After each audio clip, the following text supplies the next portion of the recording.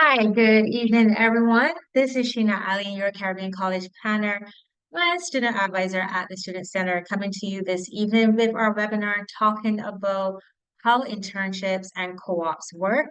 And that's a question that I get quite often from interested students, parents who are seeking to consider their college and university options and when they're weighing their choices. So what makes a program more attractive than the other? What makes an institution more attractive than the other?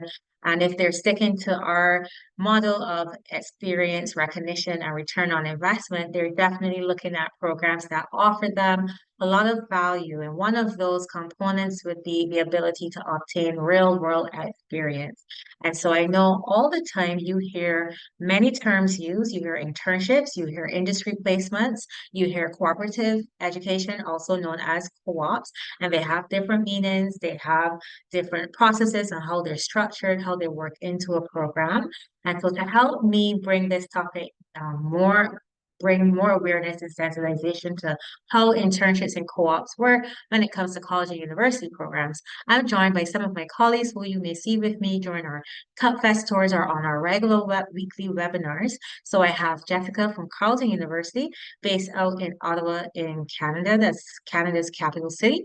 Then I have Emma from the University of Essex. Emma was with us just recently with our postgraduate options webinar, and she's based out in Essex in the UK. And then I have Anita, who is representing Sheridan College, based out in Toronto. And she will be also joined, she's also on the road with me and also many of our webinars. And we're going to be really exploring the topic of how do internships and co-op really work? You know, when you're on the floor at the fairs, you will say briefly, it's like a couple of minutes of interaction. Yes, you have an internship, but okay, so yes, you have an internship, but how does this really work? So we're not going to have our typical presentation format. We're going to do some serious questions that I'm posing to my panelists this evening, and just to break down how they actually work. So first question to our panelists would be if your institution has both internships and co-ops, so this is if they really have both, what are the main differences?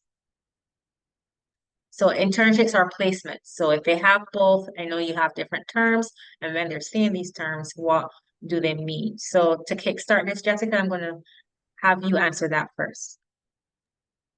Sure, happy to. So co-op is the easiest one for me to speak to directly.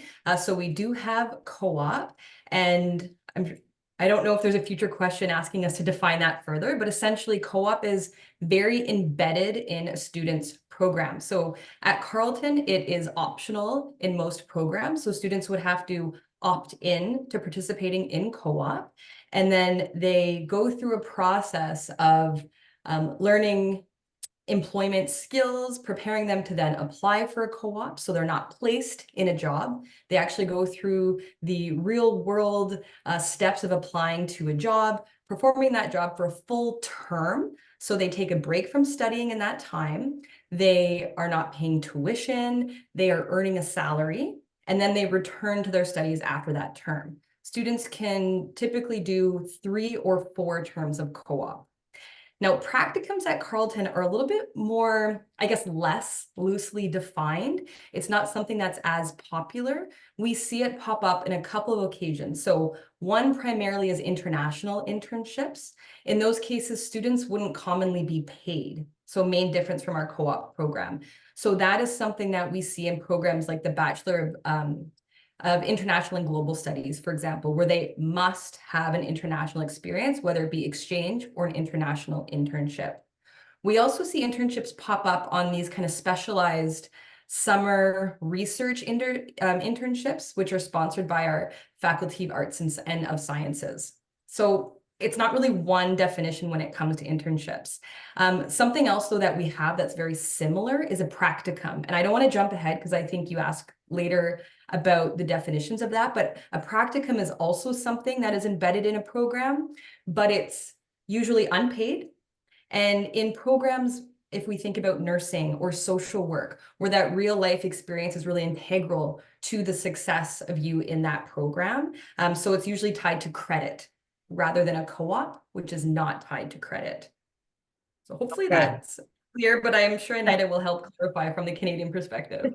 Yes, because I know it varies by different countries. So I'll stay on the Mhm. Canadian front for now because I do see some persons say internships and some persons say co-ops. So I wanted to lead off with that first, and then we could get into the nitty-gritty of actually defining what these terms mean for sure. So Anita, for people seeing both, like in the case of Sheridan, what is it?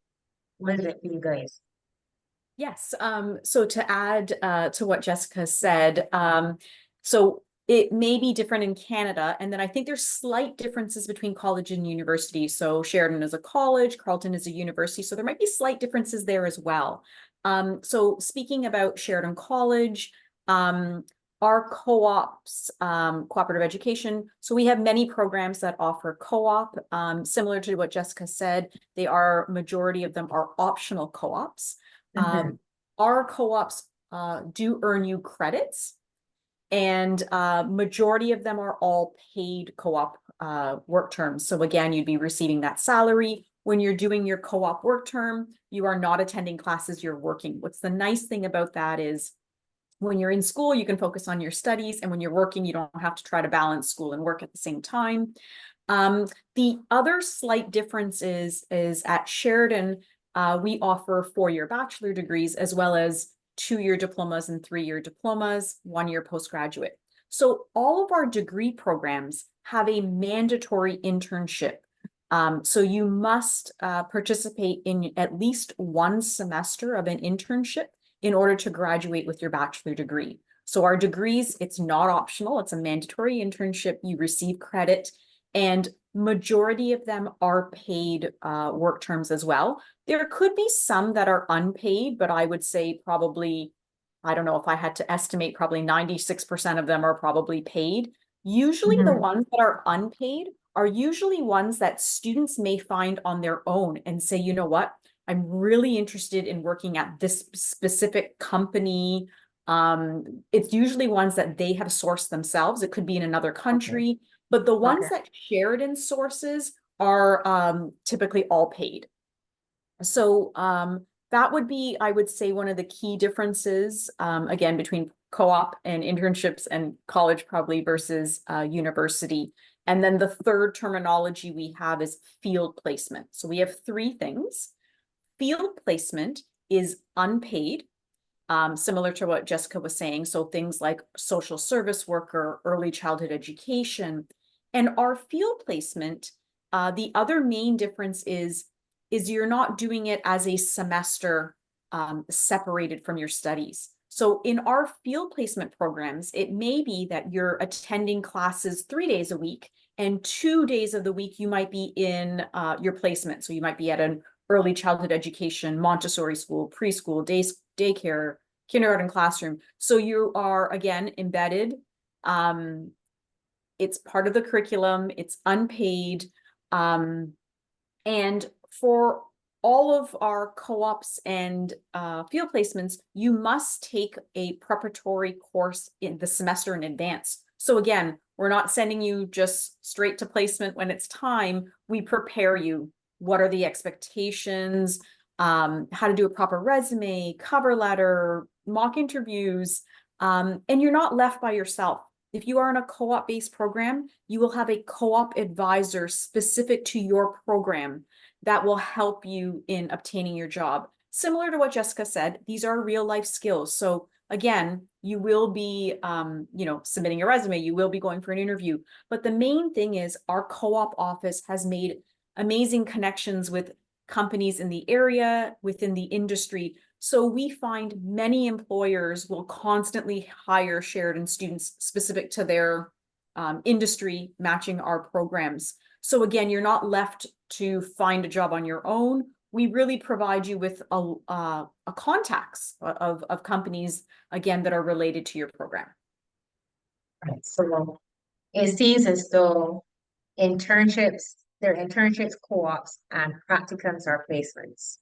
And within the concept of a co-op, we can assign that it will be paid.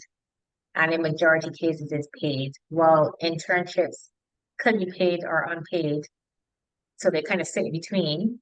And it depends on the type of program the label will be assigned. So if it's a engineering, for example, it could say paid internship or it could say a co-op. So it depends on how the label is assigned. And then there are other options called practicums or placement, and with those specifically, they tend to be unpaid. Okay, so that's the Canadian side.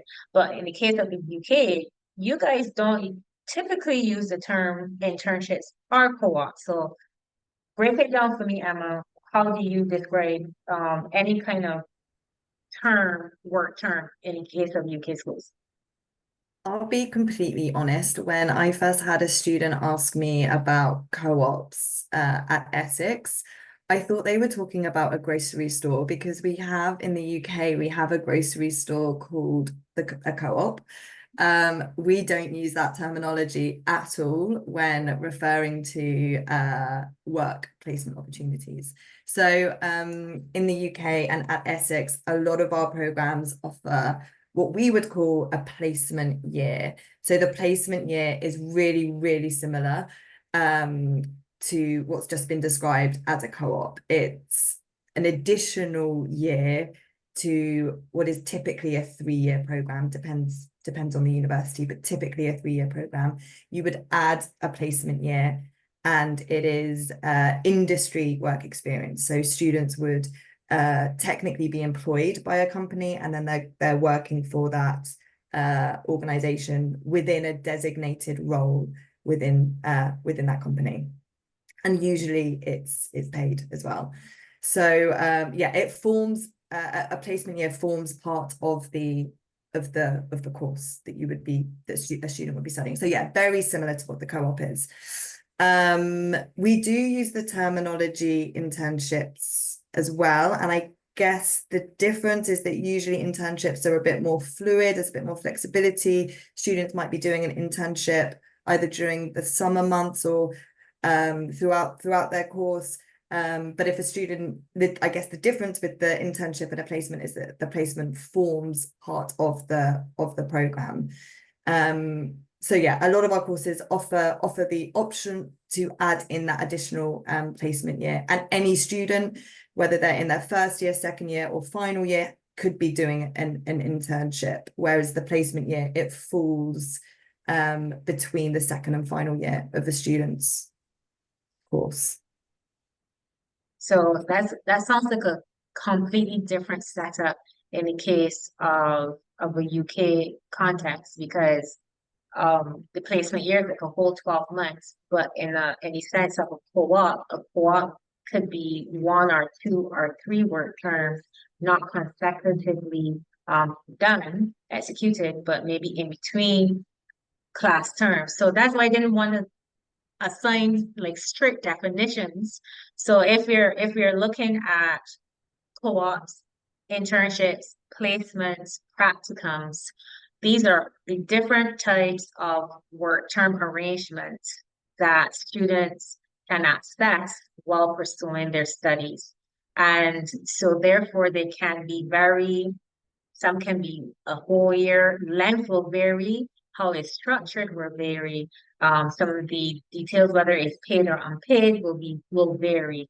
So it's really hard to just put a strict definition on these things, because it will vary by school, it will vary by program, it will vary by the study destination as well. So you have to ask some serious questions at the table if you're at a fair. And I know sometimes a fair can be crazy and it's difficult to have a very quality conversation sometimes. But these are some questions you should pose to the representatives who's representing the school, because that's your contact with the school there and then, to find out more. So not when you hear internship, like, okay, well, I can get a job. That doesn't necessarily mean that. So I want to go in a little bit more in terms of from the international student perspective. Since you are overseas schools, a number of our students will be coming as international students. So are there some work setups that are not available to international students? Are there certain types of work terms that there are restrictions based on their immigration status?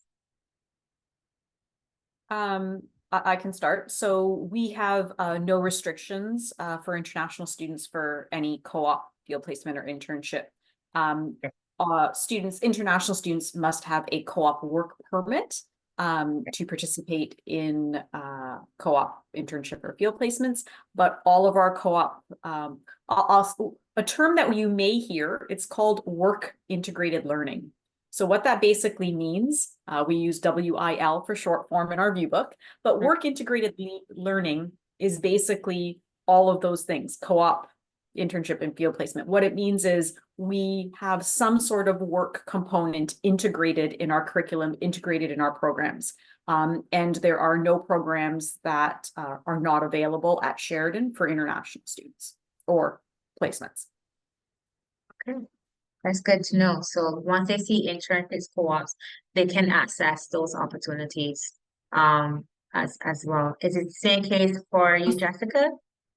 Yeah, absolutely. So international students can access all of the work integrated learning opportunities at Carleton.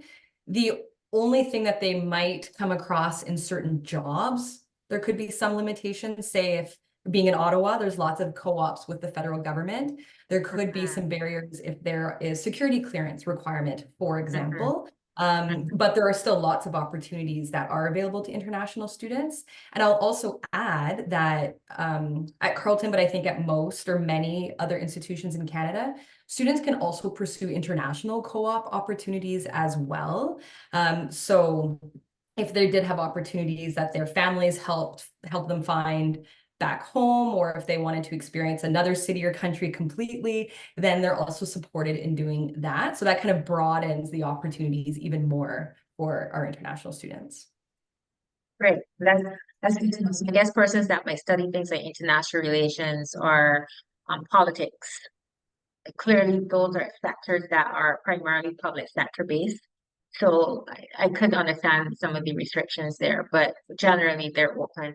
Emma, for you at Essex, what is the situation there? Are there any nationality restrictions?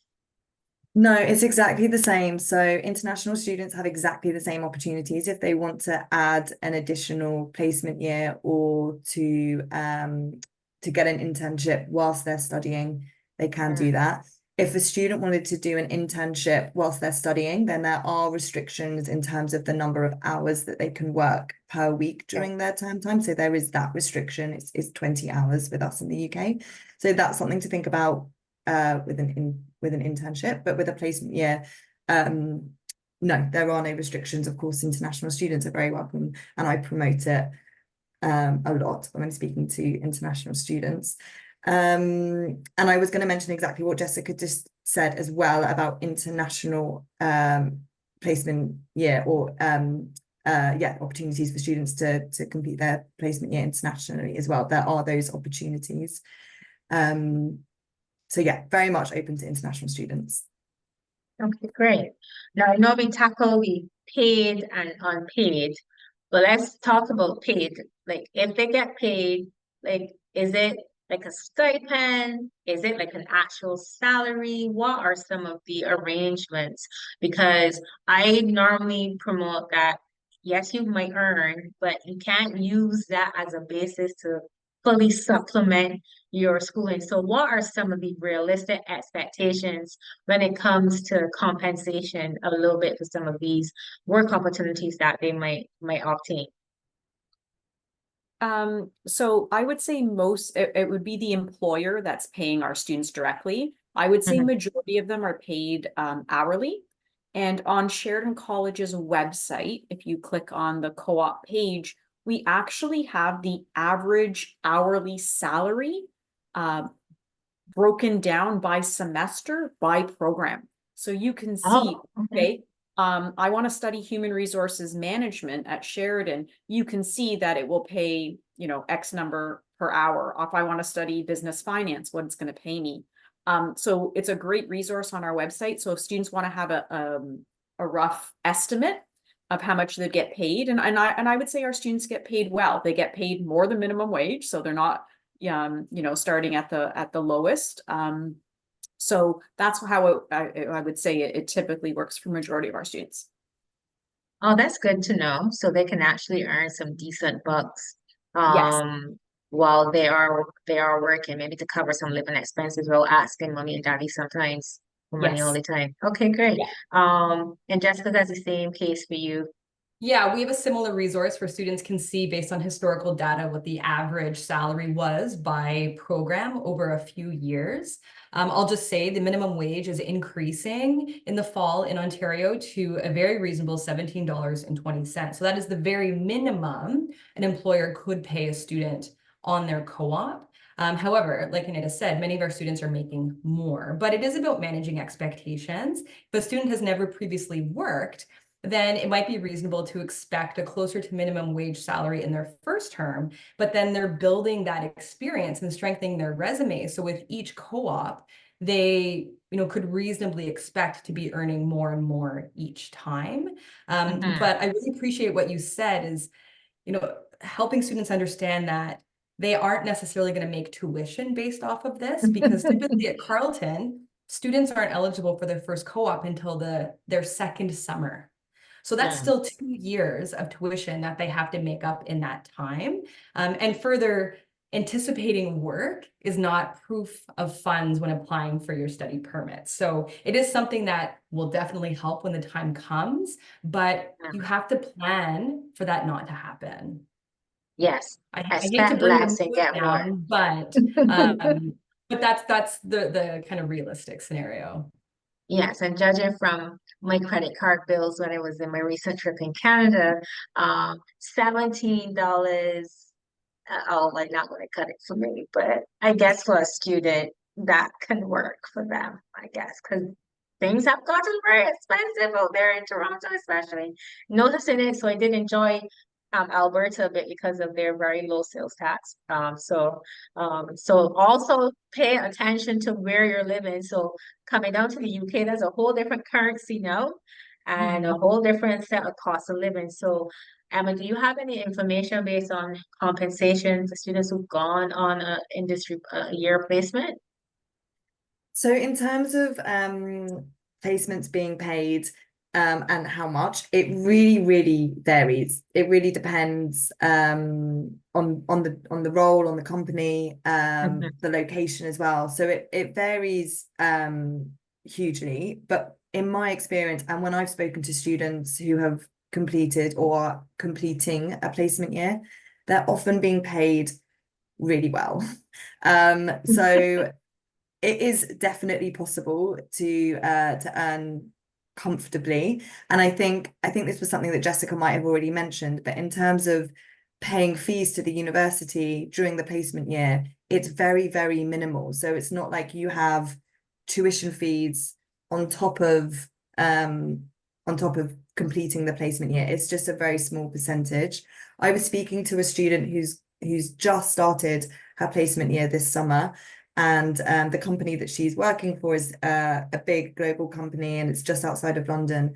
They recruited multiple students, not just from Essex, but across the UK, for their placement year program, and they've put those students in contact so that they can find housing close by together. So that's just an example of how those particular students who are on a placement year are going to be able to save some money or have working together to pay their rent, basically. So and it also adds to the experience and hopefully makes the experience more fun as well. But so yeah, in terms of earning money, it's definitely possible to earn well and to potentially even save money during that year. But it's very hard to say for sure what students will earn, because it really varies hugely. But Essex also has a platform. It's called, or we've signed up to a platform. It's called eCareers Grad, which our current students have access to, and they can find roughly what sort of pay is previous students have been paid on internships and placement years. So there is a platform as well that students can use to get that data.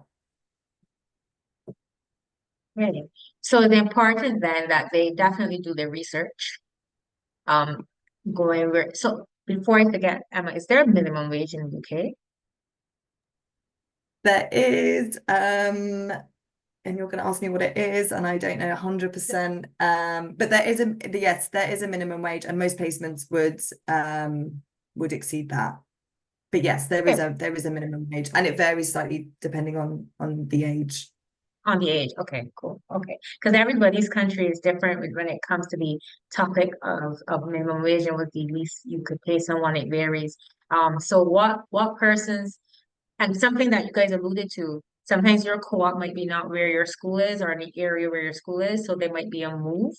And so you have to factor in any costs associated with moving for the work placement. So those are things that you have to factor in mind. And obviously, if you already have a place of accommodation where your school is, and then you have to find another one, there are some logistics around that. So it definitely looks like there's careful planning that needs to be entailed when you are looking at a co-op and knowing and being open to the fact that your co-op might not be in the same area that you're situated in with your school. So the big question I have, most people when they see internship or co-op placement year, think someone is handing them a job. And I know you guys would have spoken before that there's a process, there's a structure, but let's break it down really step by step if we can. How does this work? So from the time a student enrolls and they're in a program that has an internship, some type of work integrated learning component, how does it work? Does it mean that when it's time for that second summer that you're going to call me to the office and give me a letter saying, show up to work at such and such company at 10 a.m. for the next year or the next 4 months and just sign a contract and go? Tell me, break it down for us. So who wants to tackle this first? I'll get started if that's okay. Yep. But boy, wouldn't that be nice if we were all just handed letters with show up at 8 a.m. and you're guaranteed a salary. I wish. But that's not real life. And a big part of co-op is not only the value of the work experience that the student will gain on the job, but it's also the process leading up to that time of co-op. I mentioned earlier, like universities, post-secondary institutions, everyone thinks about academic skills, writing papers, how to study, but we also really truly believe, and I think this is kind of universal, at least from the Canadian perspective, is that the employment skills and strategies a student learns are equally as important. Because I don't care if you graduate with 99%, if you don't have a resume, then you still may not find that same success as if you had a strong resume. So in saying that, what we do is, because our co-op programs are optional, students do have to apply through an internal process, which they would do typically at the beginning of their second year. And they have to meet certain criteria. So it depends on the program, but it could be you have to have a B average and had to have completed a certain number of prerequisites. Because essentially we want to know that we're sending you out into the workforce ready to contribute something. Even if you are really still quite junior in your academics and are in a place of learning, but that you have something to contribute. So if you're approved, then students must enroll in what we call Co-op 1000. So it's a non-credited course on top of their regular academics. And that's where they're learning these employability skills, like how to write a resume, all the things Anita mentioned earlier. You'll practice those interview skills and strategies. You'll attend mock interviews. You'll also do job search strategy, which I think is a hugely overlooked employment skill.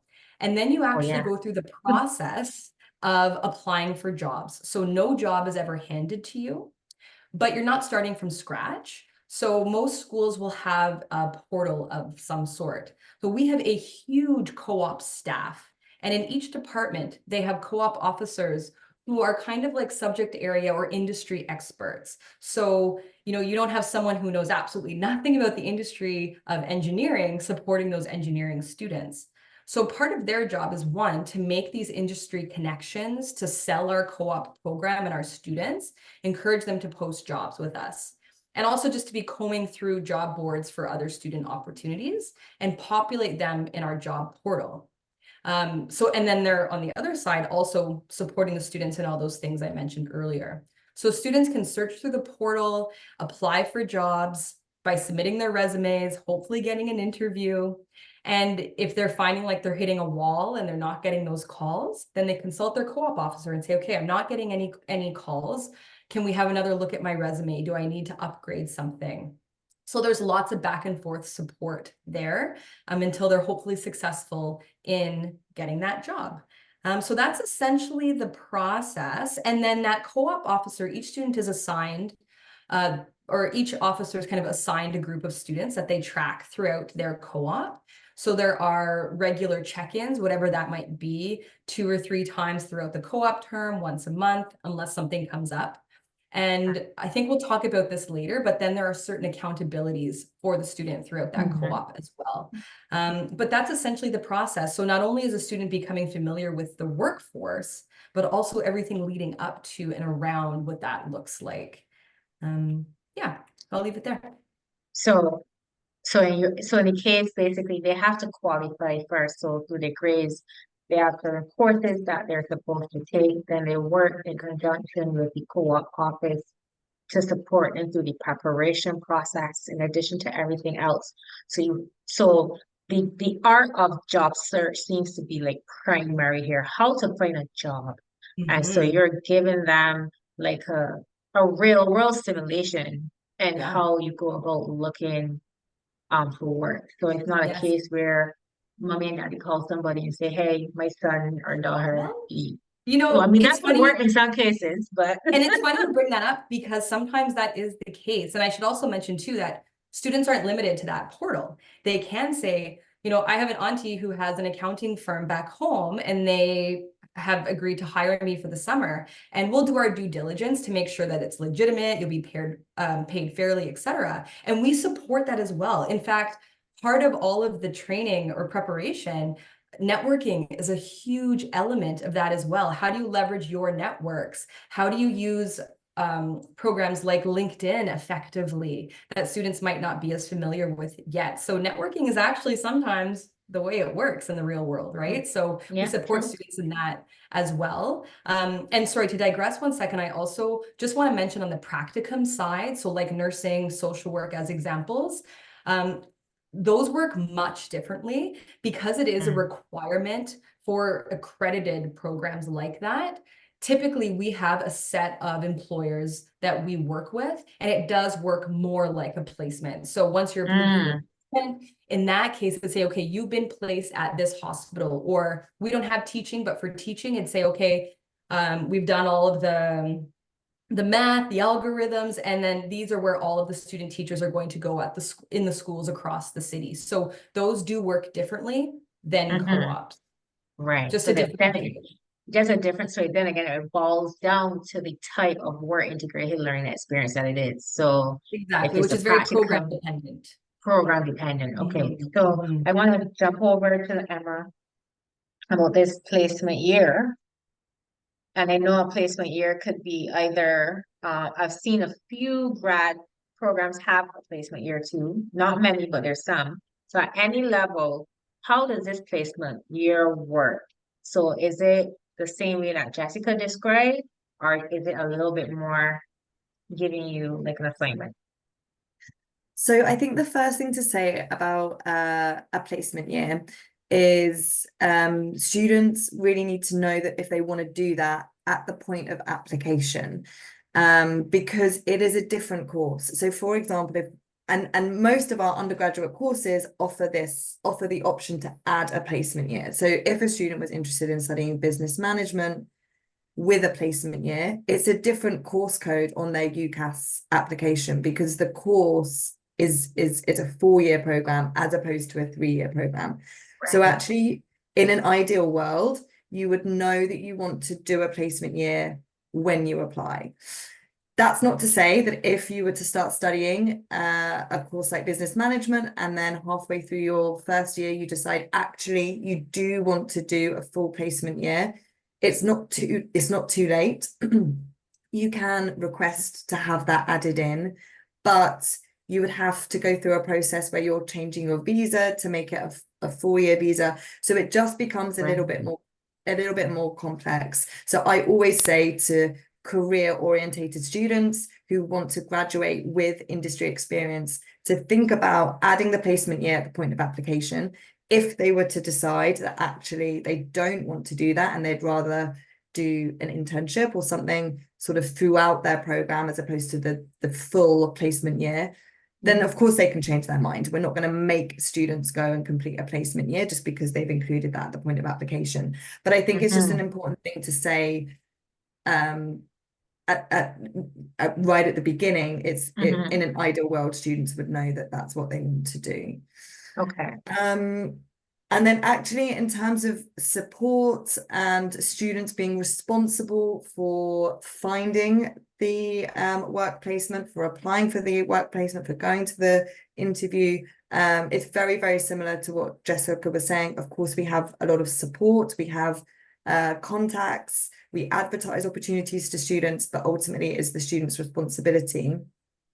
Typically, students don't really, if there was a student who's applied to do a placement year, they don't actually have to really start thinking about it seriously until the start of their second year. So their first year, it's not something that they have to think about during that first year of study. But they will be encouraged to start thinking and applying at the beginning of their second year. And then, of course, that's when all the support and guidance will kick in from the university.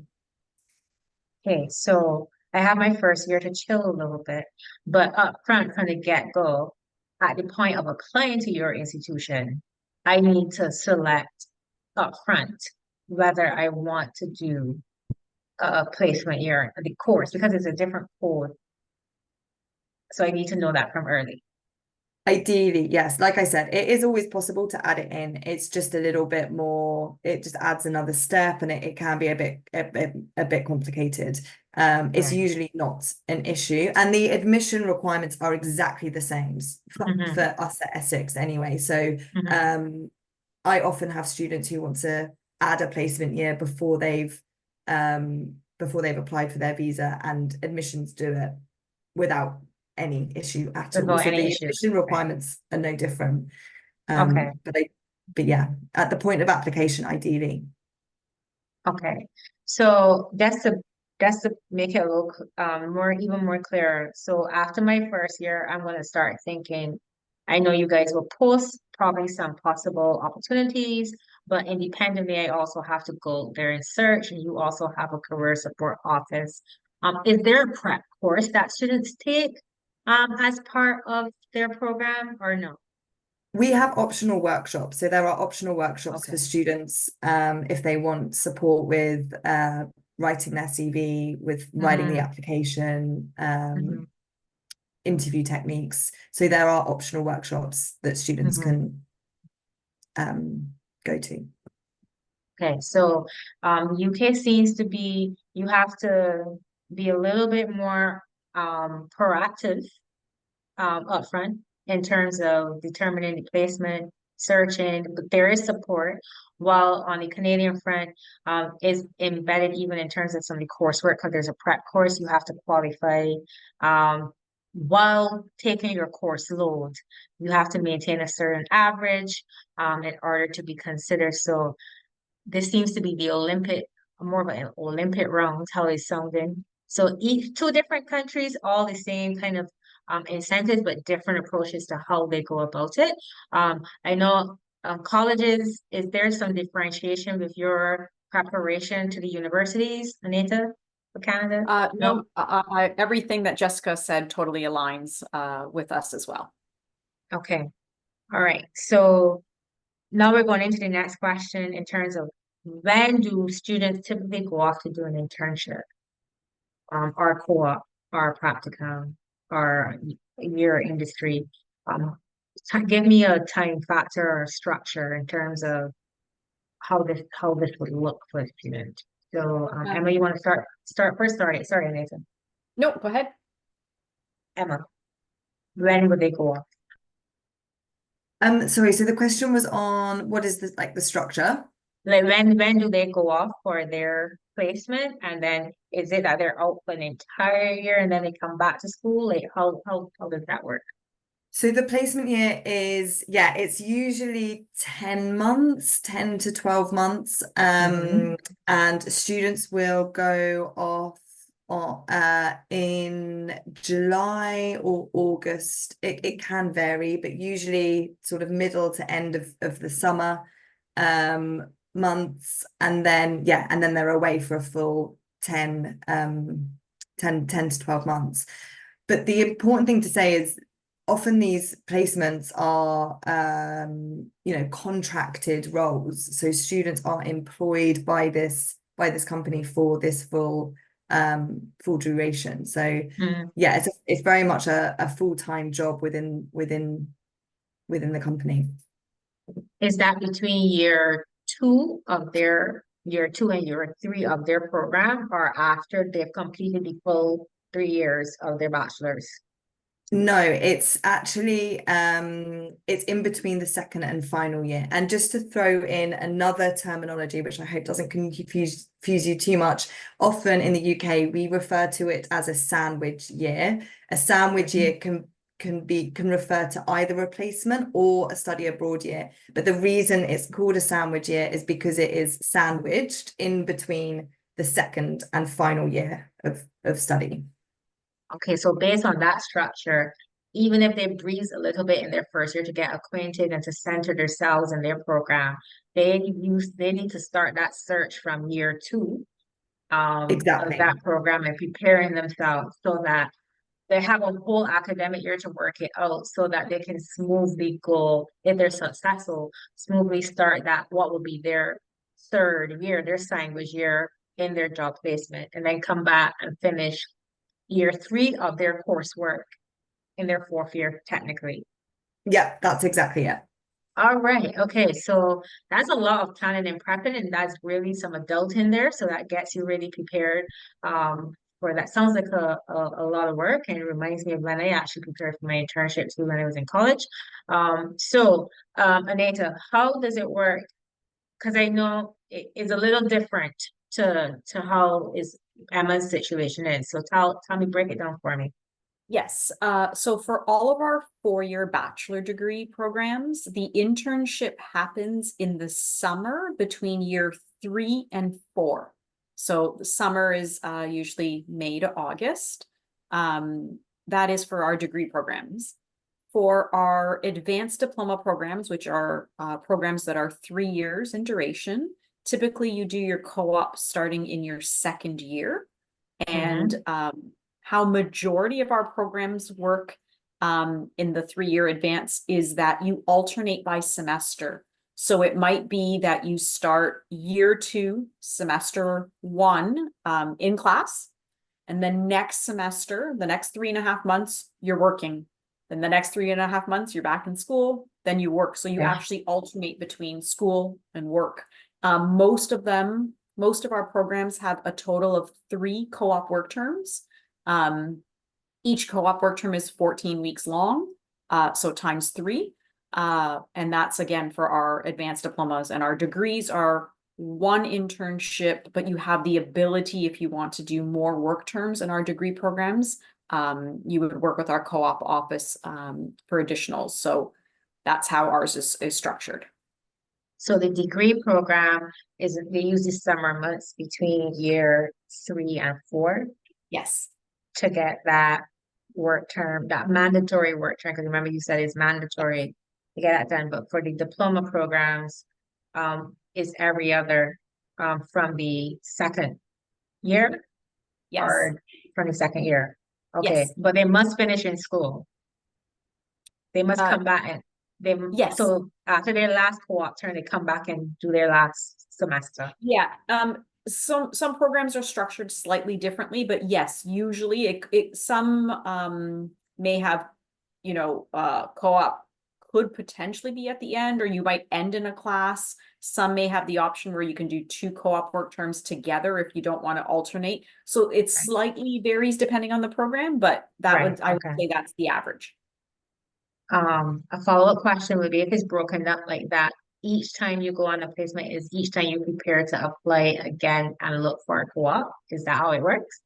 Yeah, so it's up to the student and the employer. So I have seen some students who have just loved their co-op placement. That employer has been so happy with the student. They say, we'd love for you to come back. So I've seen some students stay with the same employer, Oh, and a lot of Mhm. times that leads to a full-time job because they've already spent so much time training the student. The student is happy. So I've also seen students who say, you know what, I would rather have 2 or 3 different experiences, right? So you have more variety to put on your resume. But again, this would be a decision that is up to the student and the employer. But Right. again, there's options. Okay. Jessica. Before I answer the question, I'm going to go off script quickly because I want to just comment about something in regards to how co-op works in Canada, just to kind of demonstrate how embedded it is in Canadian post-sec, is that we actually have a governing body for co-op. It's called CWIL, so Co-op Education Work Integrated Learning. So for a school to be accredited in their co-op and work integrated learning programs, there's a whole set of rules that we have to abide to. So I thought of this specifically to your question about ending on a co-op, because technically there are certain, I'll call them bylaws, that students have to finish in class, although there's always exceptions that can be granted to students depending on their situations or specific programs. So it's actually like we're monitored, we have accountabilities to this governing body. So that's just kind of how regulated it is in Canada. And then also to be accredited, there has to be kind of a reporting process. So the schools have to create that accountability element. So whether that is a final reflection report or a video, or, you know, some programs get really creative in how asking the student to reflect on their competencies that they developed through their co-op term. So I just wanted to mention that, just to kind of, again, demonstrate that we take this pretty seriously here in Canada. But to the question about timing, so I've said this a few times, students are eligible at Carleton the summer of their second year. Yeah. And then from there, it's never a straight answer, but it kind of depends. There's different formulas. So students from there could rotate work, study, work, study. Sometimes employers will post the co-op in that portal for 8 months, so 2 terms in a row, because it might be a job where they think, okay, the student's barely trained up in 3 or 4 months. We want to extend them so they can really kind of get involved and learn and participate. In programs like engineering, as an example, we even see students go out for up to 3 terms, so a 12-month co-op. So they really get to see kind of a full cycle of a project. We see that too in business, often 8-month co-ops, but they can also just do the 4 months. And then students can do up to 4 terms. So that would be 16 months by the time they graduate. If they do a minimum of 3, the other kind of element of co-op we haven't talked about is that they will have a co-op designation included on their graduation diploma. So although they're not getting credit at Carleton for that, they are getting the recognition on their diploma for that participation. All right. Well, that led into my next question about whether internships or co-ops or placements are credit-bearing courses. So I guess it depends on the school. So in the case of Carleton, you have a designation if they have 3 co-op terms, that will go on their certificate. So they're not credit-bearing courses at Carleton, none of them, right? Co-op is not, Right. but Okay. again, just to muddy the waters, we do have these practicums, right? So those are credit bearing. And I've talked Okay. about the obvious ones like nursing, but our psychology degree, for example, also has a practicum option, which would just be for 1 course. So it might be for 7 hours a week. They're working at this job, super part-time, but they're getting credit for that. So that would be on the practicum side rather than the co-op side. Okay. And Anita, for you, is the co-op, is it the same thing? Yes, I mean, our co-ops are credit based in our programs. Okay. They do also graduate with that credential on their certificate as well. So it would say cooperative education on there as well. Okay. Okay, that's good to know. And Emma, are the placements credit bearing or no? They do form part of the structure of the course. So it's really important if a student is doing a placement year that they have to complete the Mhm. placement year, but it doesn't change the number of credits or increase the number of credits of the degree program. But if a student is doing a placement year, then they have to complete that placement year and they have to write a report on it. So in that sense, it forms part of the degree, but it doesn't change the number of credits that the degree is worth.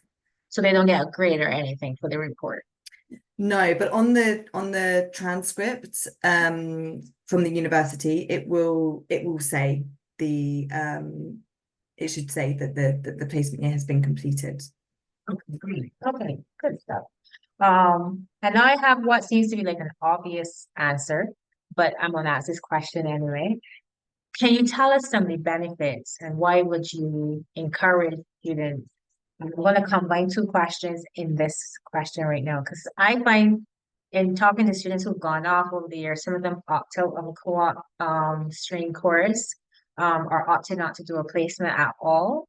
And I I'm not one for that. I think I try to encourage persons to definitely take up the challenge because this is real life where there are points in your life you're either going to want to upgrade, upward mobility, get a better job, or you may become redundant and have to start looking for work.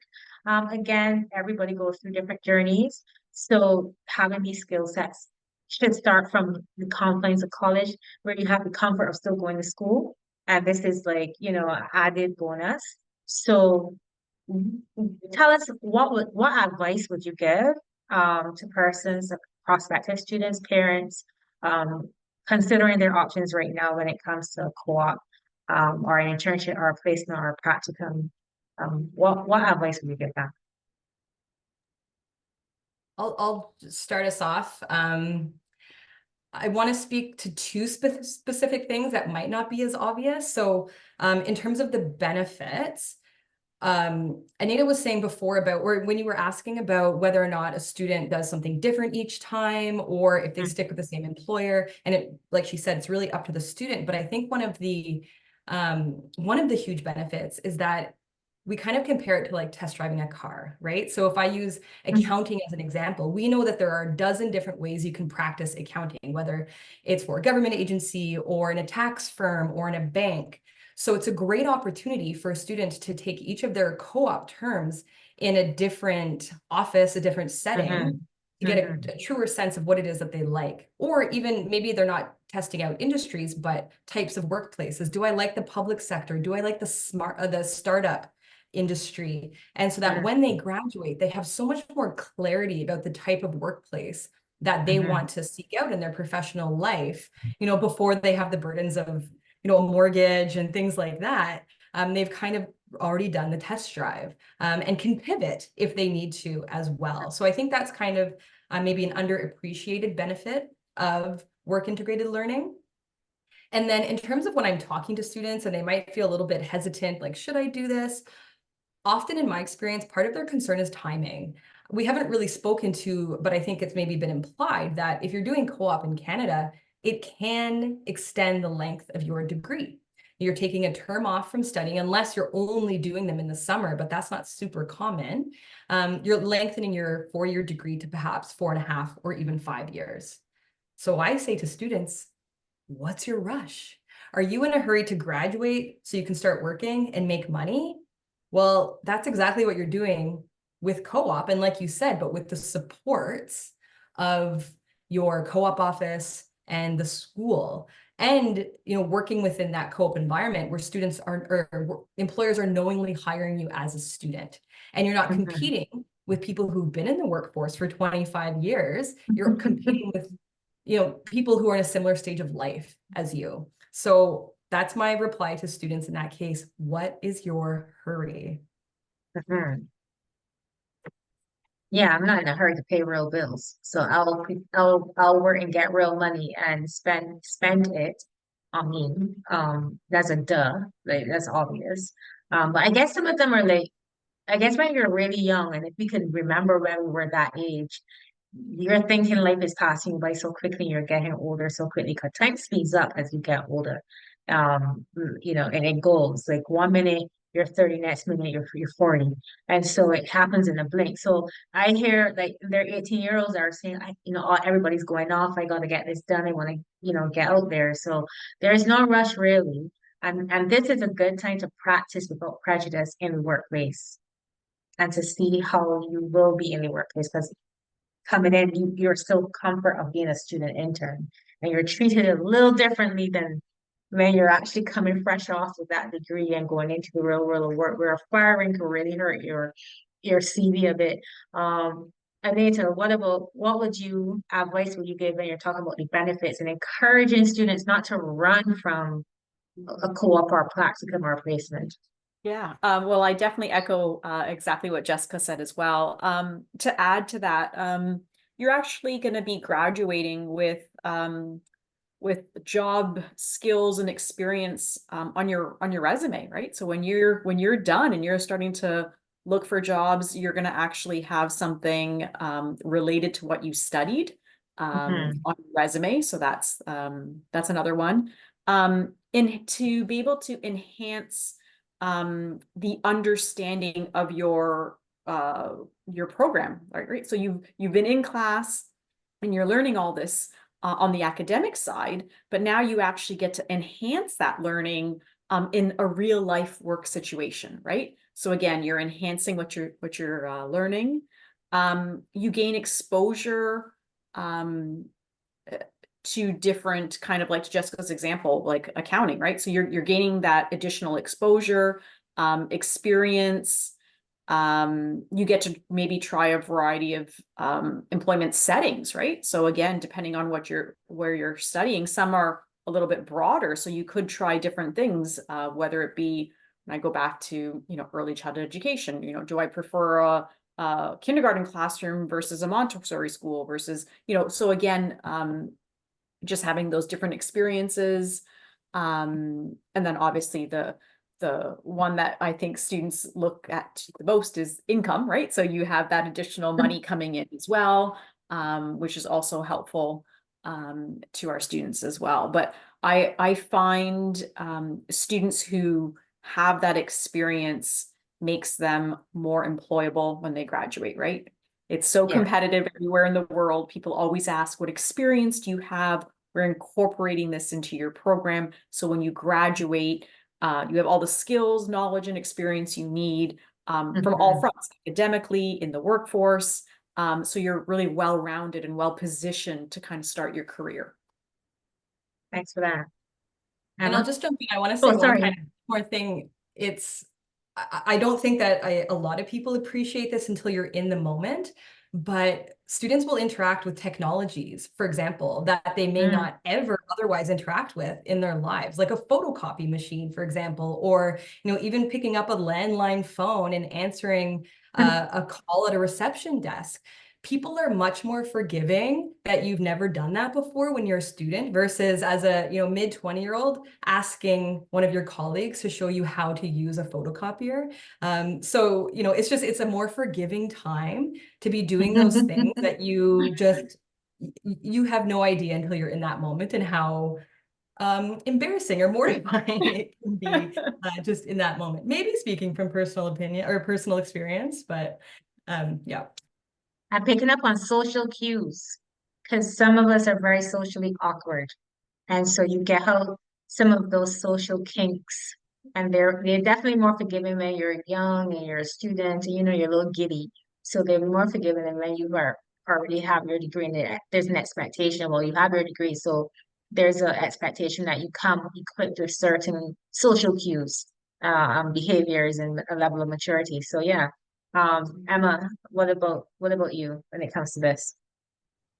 So when I'm speaking to students who are thinking about studying at Essex, I really try to, and talking about placement year and work experience opportunities, I really try to frame the conversation around how students can get the most out of their experience studying in the UK or wherever it is that they might be. So it's not even just about the placement year opportunities, it's about the entire experience.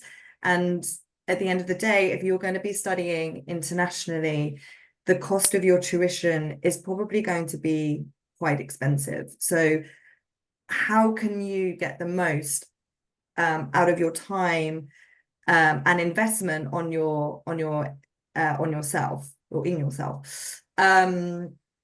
So that's why that's how I try to frame the conversation.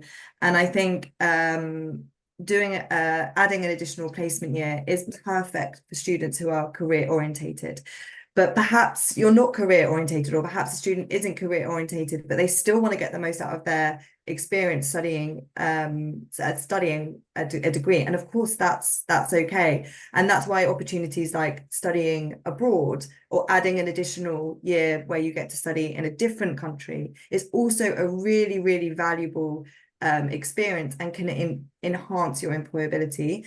So there are so many benefits, and we've mentioned a lot of them. But my advice when I'm talking to students about opportunities is to be as prepared as possible, to really take your time doing your research, because there are so many opportunities whilst you're studying, and take it from someone who really, really regrets not doing a placement year or a study abroad. I have so many friends and family members who did take advantage, and they thrived and found it really easy to get jobs once they graduated from university. So there are so many opportunities whilst you're studying, and yeah, my advice is always just to take advantage of those opportunities, and exactly as has been said, don't rush, because it's not as fun as you might think on the other side. Or there's other things you have to think about, like paying a mortgage. Yeah, before the heavy stuff comes, right?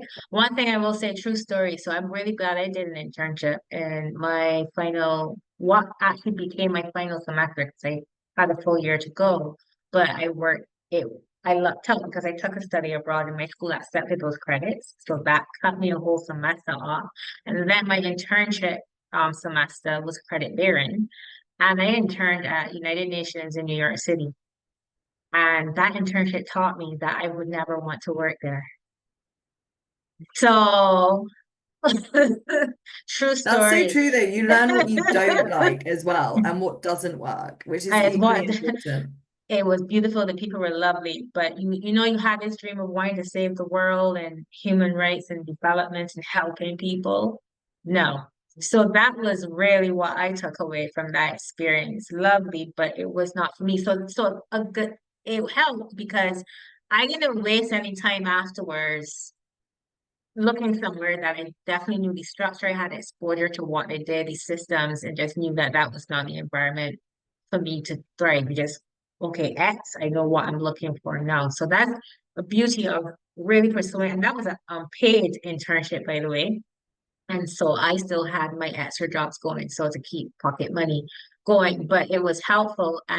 But what I took away from that was the networking and meeting lovely people who really helped me out throughout my life stages. You walk away with a good social capital is more valuable sometimes than actual money, because you never know where they can take you. My last final question for this evening is giving you guys a chance to mention a couple of programs that you think Caribbean students and parents would be interested in that have either a co-op, a placement, internship, or practicum that they should consider if they're now starting their search with schools. We have a new recruitment cycle coming. CutFest is coming up in October, hitting Barbados, Jamaica, and St. Lucia. So this is the time that some persons will be starting to think about it as they just completed their C2 CAPE exams, or A levels or IB. So give us a couple of programs from each of your schools that do carry some work integrated learning and that would be of interest to them. Jessica, you want to start off? Sure. And I'll start by cheating on my question and saying that because we have the opportunity in nearly every single program, not a co-op, then it's a practicum. So it's, threaded throughout every program, but most people immediately go to those what might seem like more tactile programs like engineering and architecture to think, okay, well, that's where I really need the hands-on experience. So I think a lot of students and families are surprised to learn that you can also do a co-op in history, in Mm. psychology, in these BA Bachelor of Arts programs as well, because it's equally as important and maybe more important to get that work experience in those programs as well, and really connecting those skills to the workforce. So I just want to be clear with that, is that it's not just, it doesn't just live in those STEM programs. And I had another thought, but it's gone. So I'll hand over the baton. Emma, you want to mention some of your programs that come to replacement? To be honest, most of our courses offer the opportunity for students to add an Oh, additional perfect. placement year. So I would say, I mean, a lot of our business courses are very popular with adding placement year. But Mhm. again, subjects you might, as students who are studying subjects like philosophy or languages or social sciences, whatever it might be, most of our courses offer that opportunity to add the additional placement year. And something else I was just thinking is at Essex, we have a scheme called Startups, Essex Startups, which is designed for students who have an entrepreneurial spirit and want to start their own company. This is a completely sort of separate initiative or extracurricular initiative. But the reason I wanted to mention it is because you might think that because it's an entrepreneurial opportunity for students to have support and financial support with setting up a new business, that it's just business students that are attracted to that. But it's absolutely not. It's open to all of our students. And actually a lot of students that do take advantage are not studying business. So just because you're not studying business doesn't mean that you don't have that entrepreneurial spirit. So I feel like business is always the obvious one where students would add the additional placement year, but it's open to most of our courses offer the opportunity for students to add that additional industry placement year. Well, thanks for that. So opportunities all around some type of work integrated learning. So Anita, you're our last All contributor right. for this question. Yeah, so similar to what Emma said, majority of our programs have some sort of work integrated learning. There are just some that don't. So again, we offer over 140 different programs. So anything from Faculty of Animation, Arts and Design, business, science and technology, like IT, engineering, health and community studies. So we offer quite a wide range of programs. And like I said, majority of them will have some sort of work integrated learning component. Thank you so much, ladies. I remembered my thought. Do we have one more minute? Yes, sure. Go right ahead, Jessica. I'm sorry. I think it's important.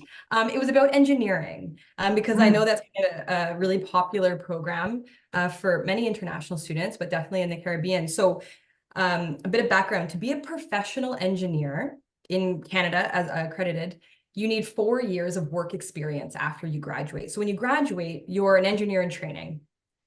Often the co-op is technical enough. If you're doing 16 months, 12 months is typically technical enough to knock off a year of that required work experience, meaning you only need 3 years to then qualify to be a professional engineer. So huge incentive for our engineering students to participate in co-op.